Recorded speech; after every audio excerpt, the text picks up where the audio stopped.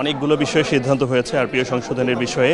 আইন প্রয়োগকারী যে সংজ্ঞা রয়েছে সেখানে সেনা, নৌ এবং বিমান বাহিনী সহ কোস্টগার্ডকেও অন্তর্ভুক্ত করা হয়েছে। এছাড়াও না ভোটের বিধান রাখা হয়েছে। সেখানে কিছু আরও বিস্তারিত আলোচনা রয়েছে। যেহেতু অনেকগুলো বিষয় বলতে হবে, সে কারণে সংক্ষেপে কিছু বিষয়ে সিদ্ধান্তের কথা বলছি। গণমাধ্যম কর্মীরা ভোট গণনার সময় থাকতে পারবেন। এই ব্যবহারে কোনো রকমের মিথ্যাচারের বিষয়ে জড়িতদের বিরুদ্ধে ব্যবস্থা নিতে পারবে, সেই সুযোগ করা হয়েছে। রাজনৈতিক দলগুলো যেগুলোর কার্যক্রম নিষিদ্ধ করা হয় সেই বিষয়গুলোতে নিবন্ধন স্থগিতের বিষয়টি ব্যাপারে আগেও করা যেত, মানে রাজনৈতিক দলকে নিষিদ্ধ করা হলে, কার্যক্রম নিষিদ্ধ করা হলে নিবন্ধন স্থগিত করা যায়, সেই সুযোগটা রয়েছে। কিন্তু সেটা আরও স্পষ্ট করে সেই ব্যাখ্যাটা উল্লেখ করা হয়েছে এবং এই বিষয়গুলো মানে খসড়া চূড়ান্ত হয়েছে, সেটা নিশ্চয়ই দ্রুতই চূড়ান্ত হবে।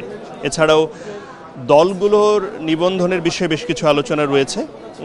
সেই আলোচনাটাও একটু বলি যে দল নিবন্ধনের জন্য 143টা আবেদন ছিল। সেখানে যেটা সানাউল্লাহ সাহেব জানিয়েছেন, নির্বাচন কমিশনার, যে কোনো দলই পুরোপুরি সব কাগজপত্র দিতে পারেনি। সেই কাগজপত্রগুলো দেওয়ার জন্য আবার 15 দিনের যে সময় দেওয়া হয়েছিল, সেই সময়ের মধ্যে 84টি দল রেসপন্স করতে পেরেছে এবং তার মধ্যে থেকে 22টি দল ভেরিফিকেশনের জন্য টিকেছে বা 22টি দলের ভেরিফিকেশন মাঠ পর্যায়ে করা হবে।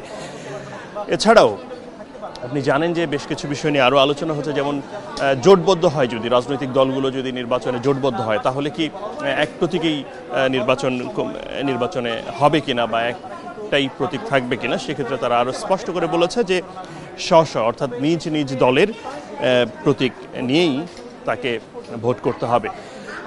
এইসব বিষয় ছাড়াও আরও বেশ কিছু বিষয়ে আলোচনা হয়েছে এবং এগুলোর বিস্তারিত আলোচনাও হয়েছে। আশা করছি যে পরবর্তীতে আপনাদেরকে আরও বিস্তারিত আকারে জানতে পারবো। মাত্র শেষ হয়েছে নির্বাচন কমিশনার আবুল ফজল মোহাম্মদ সানাউল্লাহ, তিনি কিছুক্ষণ আগে ব্রিফটা শেষ করেছেন।